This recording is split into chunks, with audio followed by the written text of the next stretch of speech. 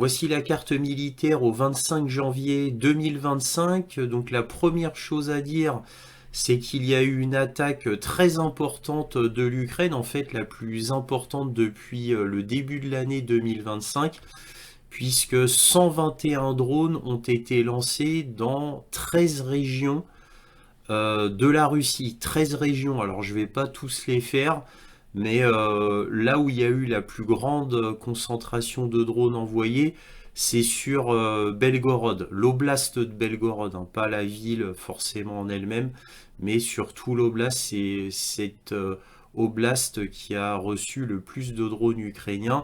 Mais 13 régions impactées en Russie, 121 drones envoyés.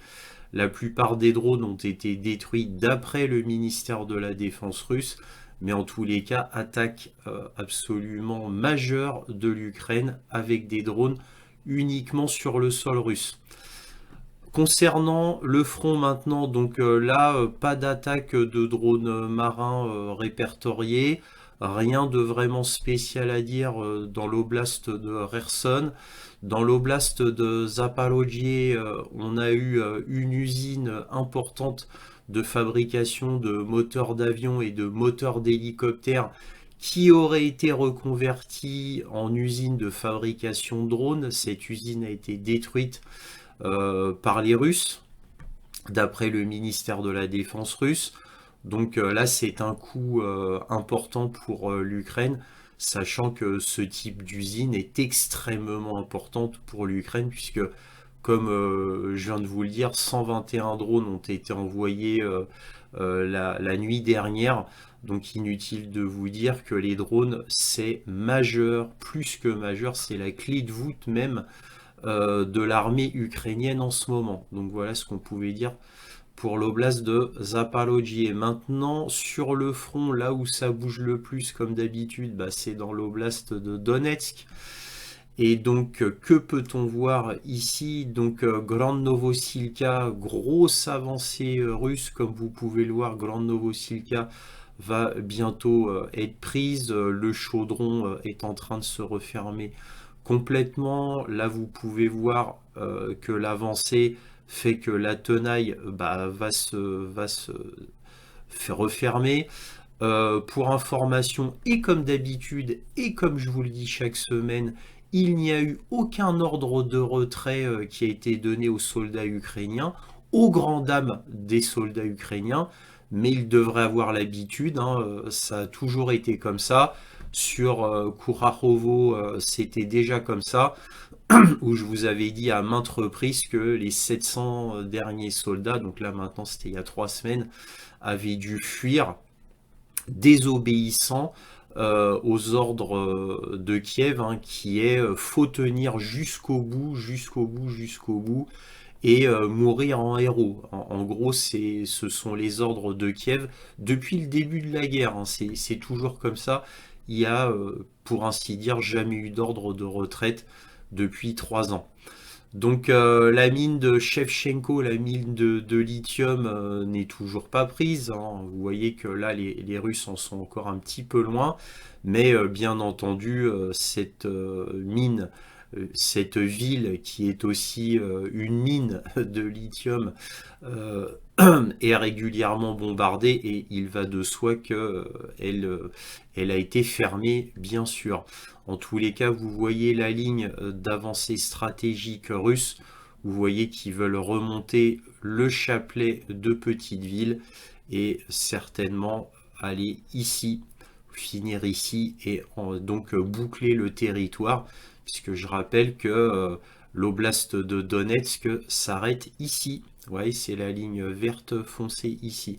Donc évidemment, le but des Russes ultime, c'est de reprendre les oblasts qu'ils considèrent maintenant comme pleinement russes. Et vous voyez que la mine de lithium est dans l'oblast russe.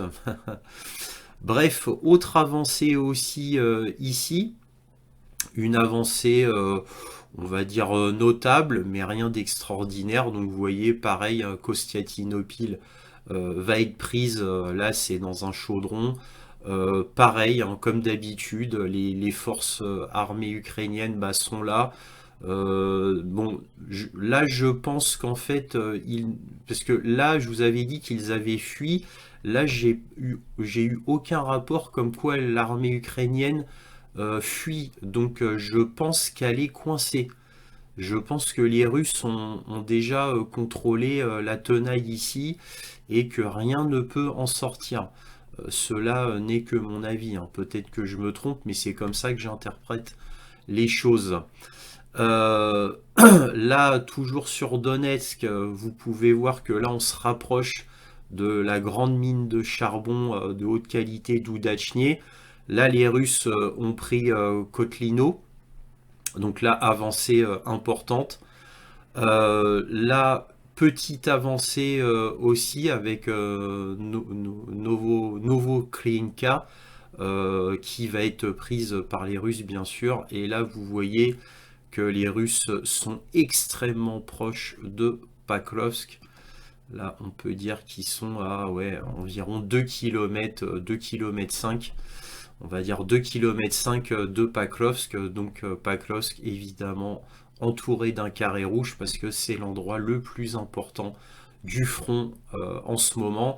Entouré de jaune, ce sont les trois grandes mines de charbon de haute qualité d'Ukraine, hein, donc, dont deux ont été complètement prises. Oudachnier, évidemment, il y a longtemps elle ne fonctionne plus. Et Oudachnier va être prise par les Russes. Donc quand Oudachnier ici sera prise par les Russes, il n'y aura plus aucune mine de charbon de haute qualité qui sera aux mains des Ukrainiens. De toute manière, ici, ils ont déjà évacué.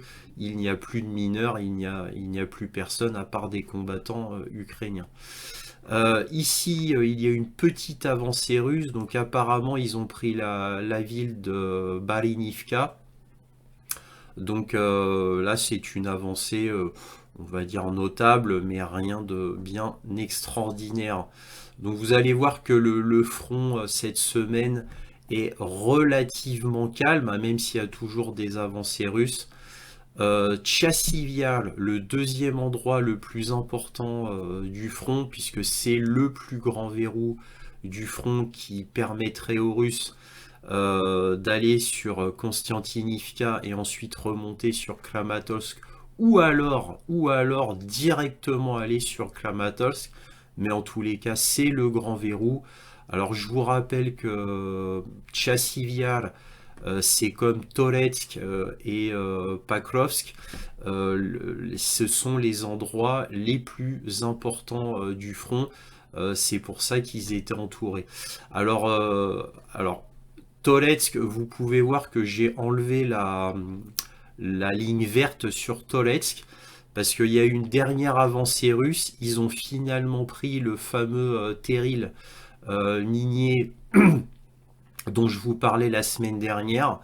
Alors officieusement, je dis bien officieusement, on peut dire que Toretsk est tombé.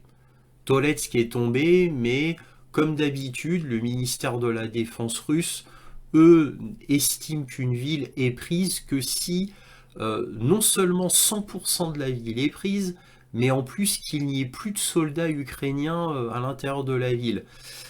C'est pour ça que des fois le ministère de la Défense russe annonce une prise de ville plusieurs jours avant que nous, on annonce qu'une ville est tombée.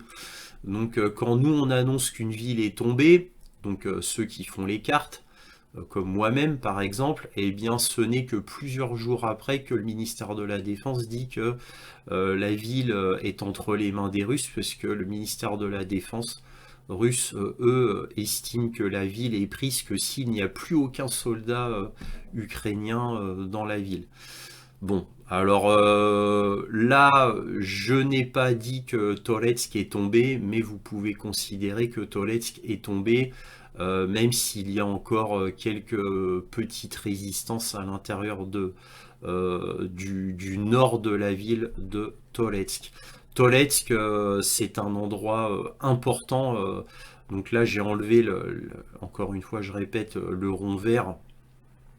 Mais en fait, Toretsk est très important puisque c'était une zone logistique et un verrou moyen stratégique. Donc vous pouvez voir que Toretsk mène aux grandes routes importantes. Et vous voyez que le nœud ici, c'est Kostiatinivka. C'est pour ça que j'avais mis une flèche stratégique ici. Une fois que Chassivyar sera prise, vraisemblablement les Russes prendront d'abord Kostiatinivka avant de remonter sur Kramatorsk. Mais bon, encore une fois, je ne fais pas partie de l'état-major russe. Peut-être qu'après Chassivyar prise, pour aller vite, ils iront directement sur Kramatorsk. Mais en tout cas, Chassivyar, c'est le plus grand verrou qui va mener à Kramatorsk et ensuite sur Slaviansk, comme vous pouvez le voir avec les flèches stratégiques russes. Bref, voilà pour ce qu'on pouvait dire sur cette zone-là. Donc Chassivyar, je n'ai pas modifié les lignes parce que même si les Russes avancent un petit peu, ils avancent pas suffisamment pour que je bouge les lignes. C'est pour ça que je n'ai rien modifié. Là, sur Krasny Liman, j'ai pas modifié les lignes aussi, mais les Russes sont avancés sur toute la ligne de front ici. Ils ont avancé, mais de quelques centaines de mètres, 100, 200, 300, éventuellement 400, mais c'est pas confirmé. Donc, mais d'après ce que j'ai compris, ils ont avancé absolument partout. La semaine prochaine, il y a de fortes chances que là, je bouge les lignes quand tout sera confirmé. Krasny Liman, évidemment, très important. Vous voyez les lignes que j'avais mis, les flèches d'avancée stratégique que j'avais mises.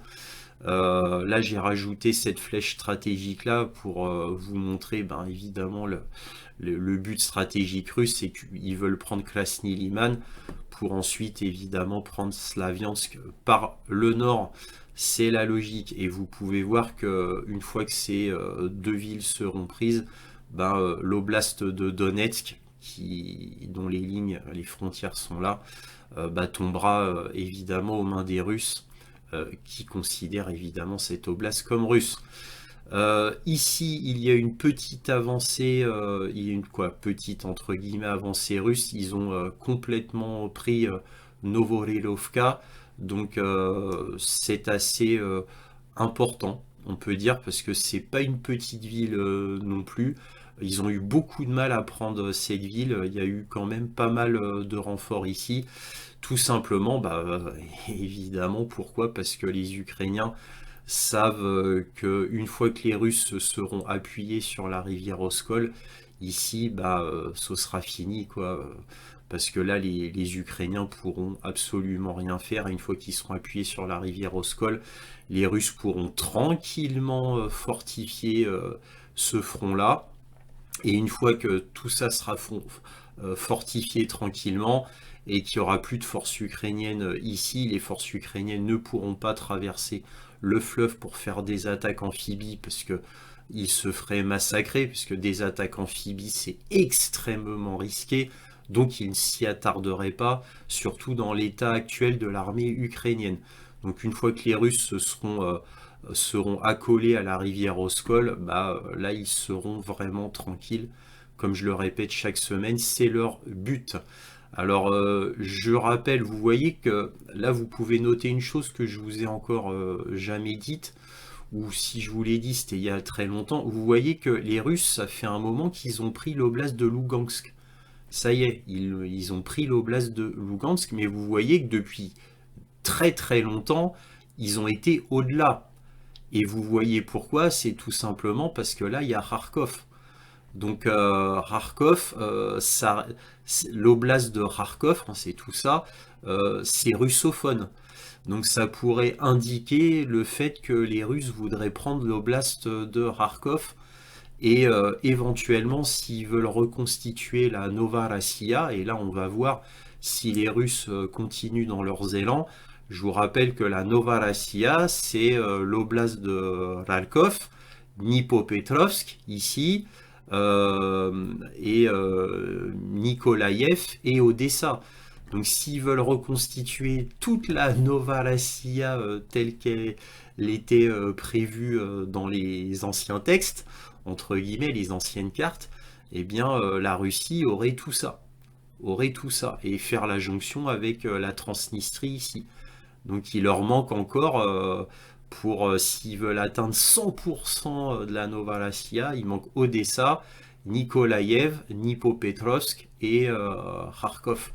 Je parle de 4 oblasts, donc ça veut dire en tout les Russes auraient 8 oblasts.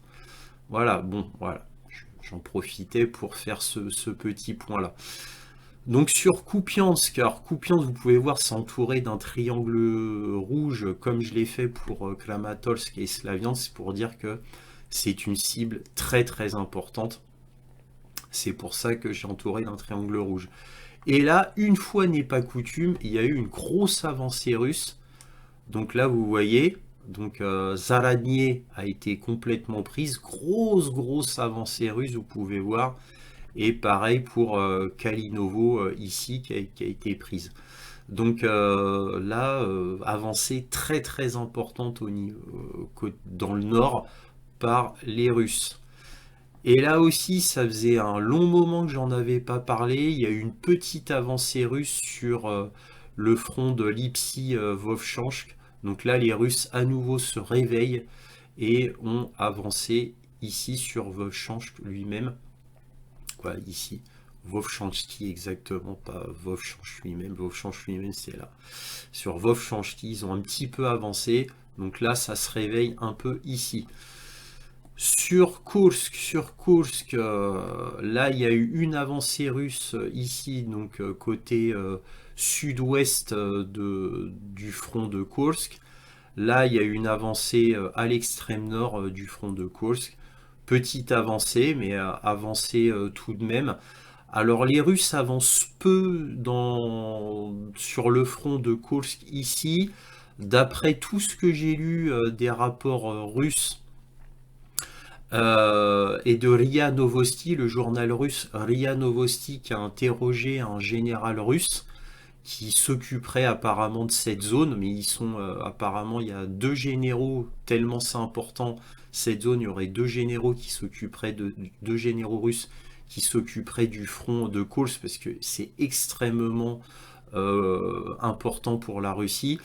Et bien apparemment les Russes font exprès de ne pas avancer pour mieux détruire les forces de l'OTAN ici. Donc, alors quand je dis les forces de l'OTAN, le matériel de l'OTAN principalement, bien sûr. Donc, en fait, ils veulent détruire un maximum de soldats et de matériel ukrainien. Et ce serait la stratégie, c'est-à-dire en gros, venez dans course qu'on va vous massacrer. Nous, on consolide tout autour. Vous arrêtez pas d'envoyer des troupes et du matériel. Continuez, nous, on vous détruit tout tranquillement. Et quand vous n'aurez plus rien à envoyer, eh bien, on va prendre Souja, hein, qui est le QG ukrainien dans la zone de front de Kursk. Et voilà, ce serait apparemment le but des Russes. Bah, c'est un petit peu ce qu'ils font sur le front, hein. C'est même carrément ce qu'ils font sur le front. C'est-à-dire, comme les Ukrainiens n'arrêtent pas de jeter des forces sur Kursk, mais évidemment, comme ils jettent des forces comme ça, bah forcément, c'est des forces qui sont faibles, obligatoirement, puisque les Russes sont sur leur position, qui n'arrêtent pas de renforcer. Et en plus, c'est chez eux. Donc évidemment c'est complètement ridicule comme stratégie qui est complètement suicidaire, mais je vous rappelle que ça fait plus de 2 ans et demi que les Ukrainiens font une stratégie suicidaire sur tout le front, puisque évidemment tout ce qu'ils font est ridicule et n'a aucun intérêt militaire. C'est que de la communication, hein, c'est histoire d'affaiblir le plus possible la Russie. Sous les ordres de Washington, au détriment des pauvres Ukrainiens qui se font massacrer sans aucun but militaire en réalité, puisque ça n'a, depuis 2 ans et demi, ce que font les Ukrainiens n'a aucun sens stratégique militaire. Aucun. Parce qu'ils n'en ont pas les moyens, tout simplement. Voilà, je m'arrête là pour la carte militaire. Si cette vidéo vous a plu, un petit pouce, un abonnement, éventuellement un petit don, lien dans la description. Cela me permet de publier régulièrement. Merci à tous pour tout cela et toujours, soyez curieux.